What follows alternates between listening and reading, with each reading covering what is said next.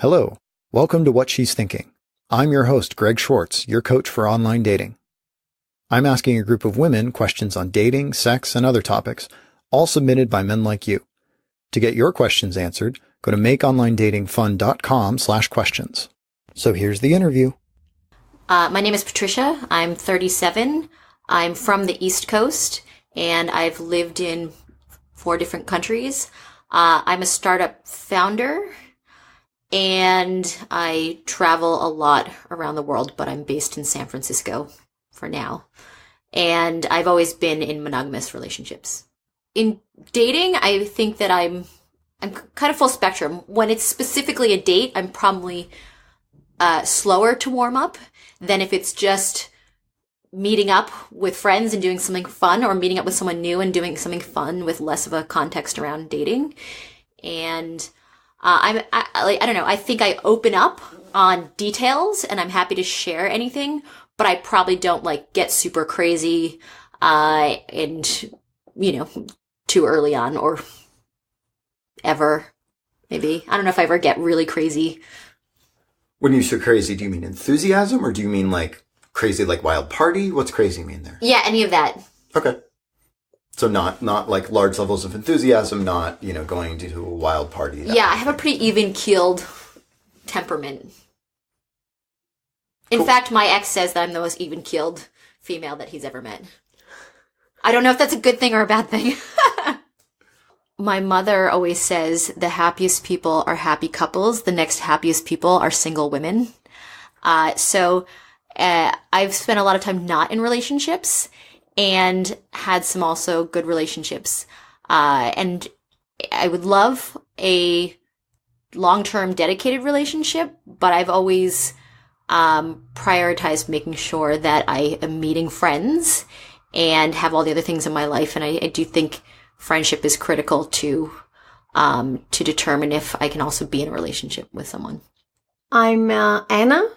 I grew up in French Caribbean, which probably is a very different culture in terms of dating, whatever that means, in terms of relationship between men and women, in terms of arts, dancing, and intimacy, touch, everything is different. Yet there are some similarities, obviously. I lived in 4 different countries for the past 6 years. I've been traveling a lot. I've been to Australia, where people would say to me that I have, that I can be too physical at times. I think there is a word for that. Oh, public display of affection. PDA. I've been told that in the street. I was like, oh, what? There is a word for that. Anyway, and then after I moved to Singapore, and then I moved to Dallas, Texas, and then San Francisco. And San Francisco is definitely one of the best places on earth when you don't know what dating means, which means basically if you don't value date or whatever that means, then San Francisco is a really great city because everything else go before that. As opposed to other cities where dating is like a part of your life, in a way, or being with someone, or raising a family, having children, dog, yards, whatever. Dating is not my priority right now. I like meeting people. I like to test chemistry. I like when things are new and exciting. So I'm probably not the match for people who are very in a hurry to be in a relationship. I take my time to be friend. I take my time to be intimate. Although intimacy in terms of vulnerability, I'm not talking about physical intimacy where I can be physical intimate with someone without actually knowing them personally, but I differentiate actually my emotion and my body.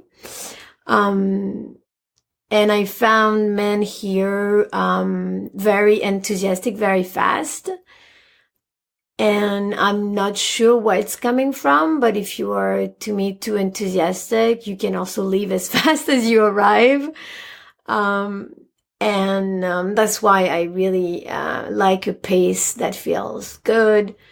And yeah, that's my dating style, I guess. Making sure we are friends first. If we cannot be my friend, actually, you cannot really be a lover. And you have to be a little kinky, a little, nothing too crazy. It's great to stare at each other's eye for 30 minutes, but at some point, we need to go through another step. And when it changes, it's kind of nicer, I found. I do not judge though.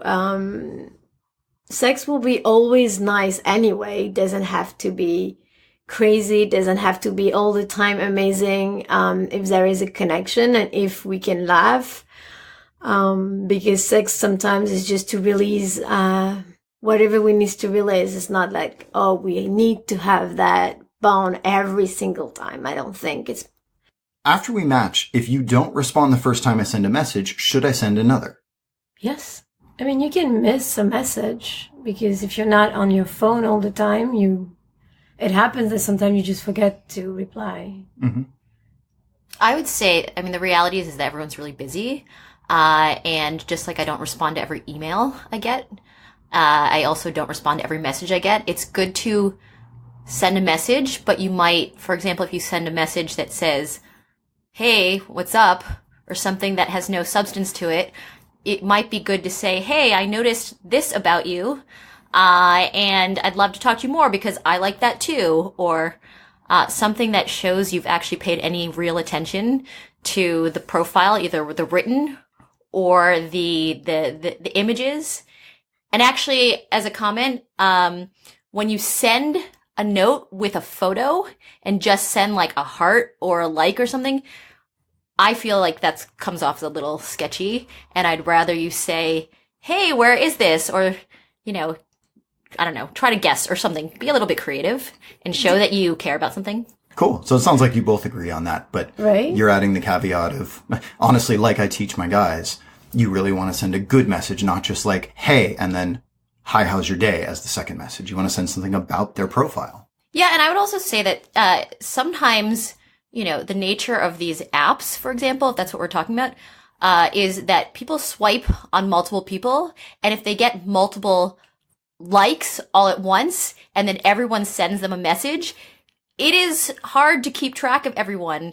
And if you actually want to get the attention, you might want to try a few times and not obsessively, but with a healthy kind of spacing in between, like, twice in a week, separated by a few days.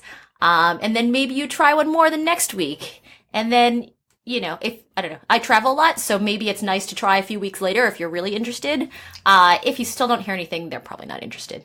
Yeah. Or too busy. Or that, yes. Right. So, as background, we've gotten a number of questions about Instagram. And the behavior that seems to be coming up is a woman will match with a man on a dating app, but then not respond to his message and follow him on Instagram. So that's the context on I understand the confused look. I have it too. So the question is, after we match, if you follow me on Instagram, what's the next step? Do we talk there or do we talk on the dating app? I wouldn't do that, so I don't know, and I think it's a little bit weird. I suppose if I chose to follow someone on Instagram versus just look at their profile on Instagram, it would suggest an interest. And yes, I would say everyone has a preference on which form of communication they use, whether it's text message or an app or Instagram. So I guess I would follow up. I have to admit I'm a little confused by this question. So I don't see any bridge between a dating app and Instagram. A lot of dating apps have a Instagram section, so they integrate it for you. Yeah. Oh, yeah. Okay. So honestly, I have no particular opinion about that question. I feel like we are going on dating app for various different reasons and internal motives. If I see you on a dating app, there's very few chances that I'm going to check anywhere else. Most of the time, I don't even know the name. guess. And I don't expect you to know or to make the bridge between my account. I think if it happens, it happens and we meet. If it doesn't happen, then that's okay. It's a dating app, so it's also very quantitative anyway. Yeah. Who pays on the first date? What do you prefer? I secretly like when the guy pays first, but I usually always offer to pay. I don't specifically think that men should have to pay first, but probably most women still like the gesture and the extra effort associated with paying. And then even I would say, even if I offer, it's very nice when someone says, no, don't worry about it. Or even better, it's clear that he's going to pay from the beginning, so you don't even have to have the awkwardness around who's going to pay or not. Yeah, I think that's some of those kind of more chivalrous things that I think are particularly uncommon in places like San Francisco are very nice. Yeah, definitely. What about you? Well, I used to actually pay for the first date if I didn't feel like there was a connection. Pay or sometimes have. Now I still prefer that someone is inviting me and maybe they propose to pay, and I will always also suggest to pay half. Now, whether he pays or not won't really affect the whole conversation that we are having. And actually, I prefer that it's not called a date. To be honest, I prefer when we just hang out or we do an activity or something like that. But the whole thing of a date, actually, I'm not very comfortable with that. Yeah, I actually agree with that. I don't like it when it's clearly a date either, because realistically, you're going to go on a number of dates, and if you just classify or bucket people in that category, I think it's narrowing, and it's also too much pressure with one kind of objective in mind.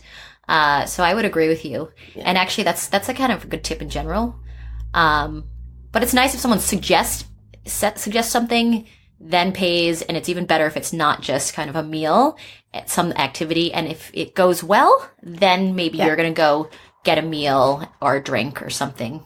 Yeah, I agree with that. And that's why dating apps are really nice when you're traveling, not when you are in your own city. Because when you're traveling, you have a very short amount of time of pleasure in general. So you would probably just do an activity, but you will be by yourself if you haven't anticipated first. So you will just go on dating apps. Oh, this person is here, local. I don't know, just personal preference. And there's less pressure because, And there's less pressure because you're visiting and, it's smooth. That's interesting, because I've actually usually heard the opposite from people I've talked to, that they don't like being on dating apps when they're traveling because nothing can come of it long term. So I'm not disagreeing. Yeah. I'm just curious, how does sort of those two different things work I think you're also talking to frequent travelers. And I think, I actually really like to just meet new people. And sometimes I don't want to do anything with people, but otherwise it's nice to find someone local. And the reality is if you're looking for a long-term relationship to come out of it, that may not happen. But again, if you're always just kind of that narrow about what you're looking for, I think it's actually going to be harder to find what you're really looking for anyhow. And I think you're also in a very different mindset when you travel. You're actually more receptive, more open to meet strangers. You probably be smiling in the street at locals, which doesn't necessarily happen with this exact same woman in her own city. Or at least me. Gotcha. Okay. That's a really good point, by the way. Hitting the apps are more fun when you're not in your own city. Right?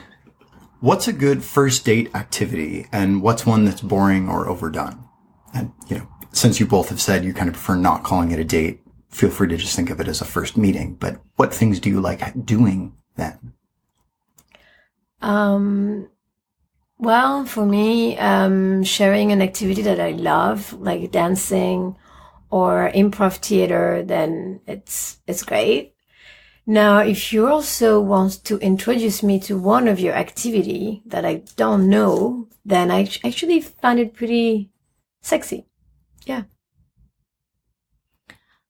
I mean, I'm fine with just meeting up for a drink or coffee the first time. And maybe that's actually better because realistically people, are sensitive about their time. But beyond that, I really like, getting out to nature. So a hike, I've gone biking, I go, rock climbing, going to like some kind of festival or something that's going on. I think that's good because then you actually can learn much more than just doing a coffee or a meal because you see how the other person behaves in the context of something, hopefully that you're also excited about or know that they're excited about. Yeah, I actually agree a lot with what you said. Hiking is really a good one. And I actually went camping with a guy. On a first date? On the first, not someone from an app, but I met him just once before. And then we were like, why not? Cool. Okay. I would not recommend it in all situation, right? Understandable, but you had a good experience with it. I had a good experience and I felt it. Our energy were aligned, I guess.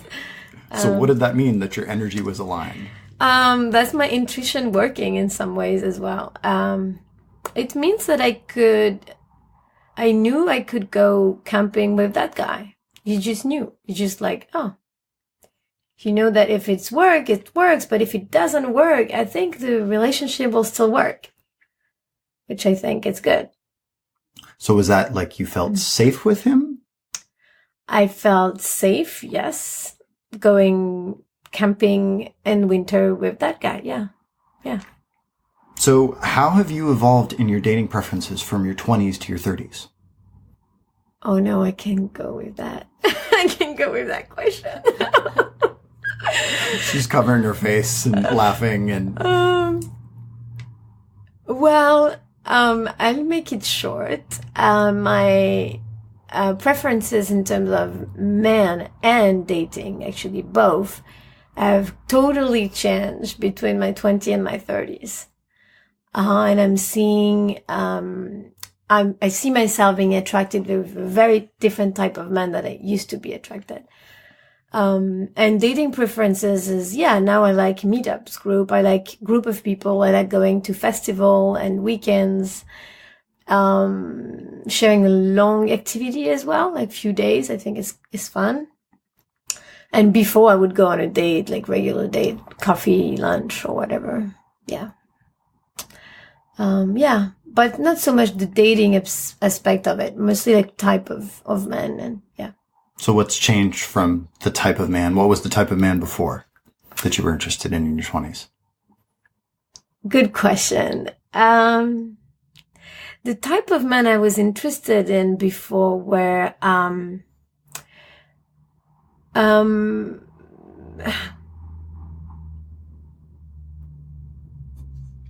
Sorry. Okay, go ahead. Well, the type of man I was interested in, I was simply interested in the way they talk, their bodies, probably more than now. That's not something to be embarrassed by. That's a very true. reasonable thing. That's true.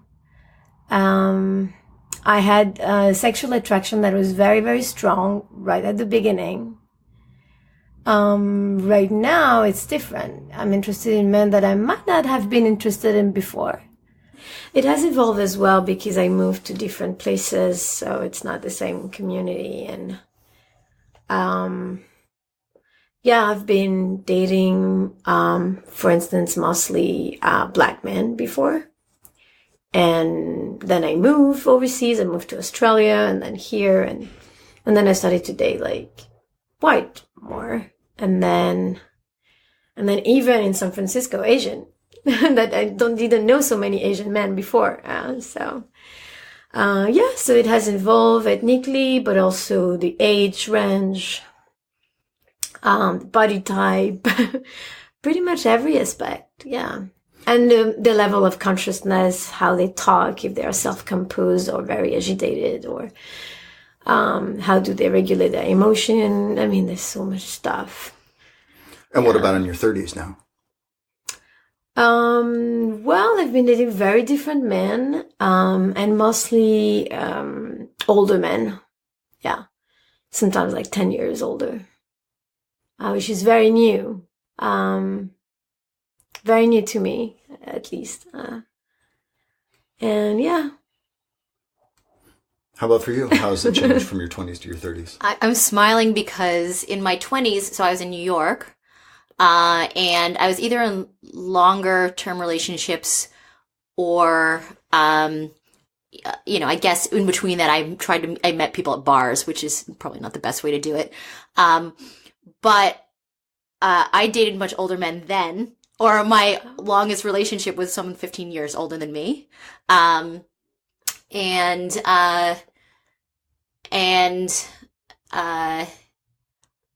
but in between that, I was trying to meet people mostly at bars, and I don't think that's a great way to do it. And then when I living abroad and things like that, I think I did rely more on apps and things like that because you're either traveling or it's a smaller scene and there start to be the same groups that you hang out with all the time. So to meet anyone new, that's when apps become helpful, or even to just meet new friends, honestly. I mean, I still think that physical appearance is important also because I think health and fitness and a commitment to fitness is important. And I want to be able to see that someone's taking care of themselves, not that they just say it. Beyond that, I do like conversations where people ask real questions and want to actually get to know you and will also share. So recently I had a really interesting conversation, or a number of conversations, where it was not what's so great or perfect about you, or let me try to show off to you and impress you with the perfect date or the perfect experience. It was actually like, what kind of crazy are you? Or what are the weird hangups that you have? And maybe that's a little bit intense the first time, but the reality is you need to know what to connect on. And maybe you'll find out you don't get along based on those things.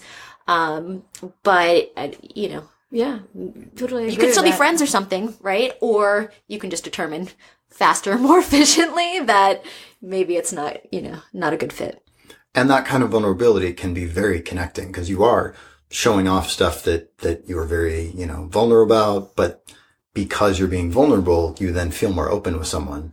Yeah. And so as long as you're not like, wow, that kind of crazy is a complete turnoff, if it's something you can connect or empathize on. I do think if you share too much too quickly, it can still scare people off because the reality is that's just how we think. Right. I think there's something strange about me though, because as I've gotten older, I've met more people that have been married before, have gotten divorced, and I actually have found that a lot of the men are more thoughtful. If they're not completely traumatized or still kind of going through it, I think they're much more thoughtful because they've hopefully reflected on. Oh, totally. I actually only like meeting divorced men for some reason. Interesting. Yeah. I also prefer, well, I don't know about that, if I prefer that, but I think I've noticed a trend that they're more thoughtful and also haven't lived this perfect life.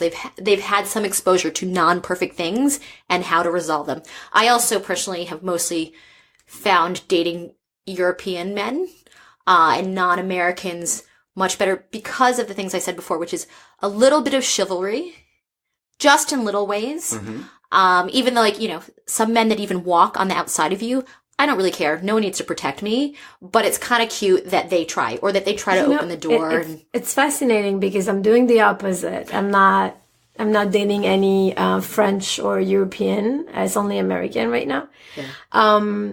And when you said that when you were 20, you were actually dating like older men, and maybe not so much right now. And me, I'm doing exactly the opposite. When I was 20, I was actually dating men that were my age. Never like younger, but my age, and really like my age. So whatever that means. Yeah. Well, but to be fair, I figured out that I've just always dated men roughly in their mid 30s. So regardless, so I'm 37, and it just seems like I still kind of keep averaging toward mid 30s, and apparently I started that when I was 20. Interesting. Oh, interesting. Yeah. But for me, I know why it is, because I grew up around a lot older people, so I was very comfortable around my parents' friends and things like that. And so I don't know, maybe that's it. Who knows? I guess for me, that was my first boyfriend. I was 15 and he was 18. And there's a gap difference when you are in high school. But besides of that, I used to date pretty much my age range or a little older, but not like much older. And right now it's like mostly the 10 years old. How important is it that your partner be emotionally present during sex? And if so, what does emotional presence look like for you? I mean, I would say this is not during sex, but what really irritates me is when somebody looks at their phone right afterwards. You could wait, could stay present, for a little bit longer. And that's my main commentary. It's obviously probably checking in, not just assuming that everything you're doing is great, because I've definitely noticed that, technically speaking, a lot of men seem to think they're doing something great and be off the mark. Now, I do agree with you. It has to be present in some ways. But if it's a long-term relationship, you're not going to be present every time in the same ways. Sometimes it's going to be very quick. Well, first, I want to feel that you are making love to me at least 80% of the time. There's a 20% where, okay, you only wanted to jerk off this morning, and that's fine. But 80% of the time, I have to feel like this is, you are doing it for me or because of me, whatever. So just to make sure the guys are hearing, 80% of the time you want him to be having sex to pleasure you. And if 20% of the time it's for his pleasure, that's okay. Is that what you're saying? No, this is not what I'm saying. I'm saying I want to feel that he wants to make love to me and not just wants to make love, dot. And how does he think of that? Because most guys are going, I have no idea what you're talking about. So how can he figure out, okay, now I'm making love to my woman rather than I'm just having sex?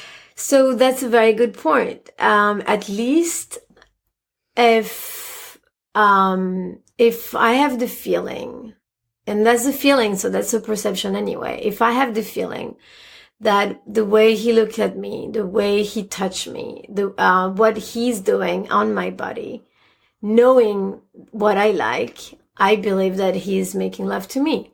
Now, what's going on in his head at the same time, it's outside of my control anyway.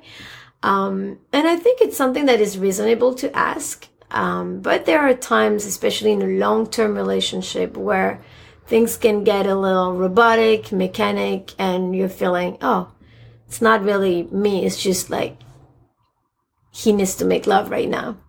That's what I mean, right?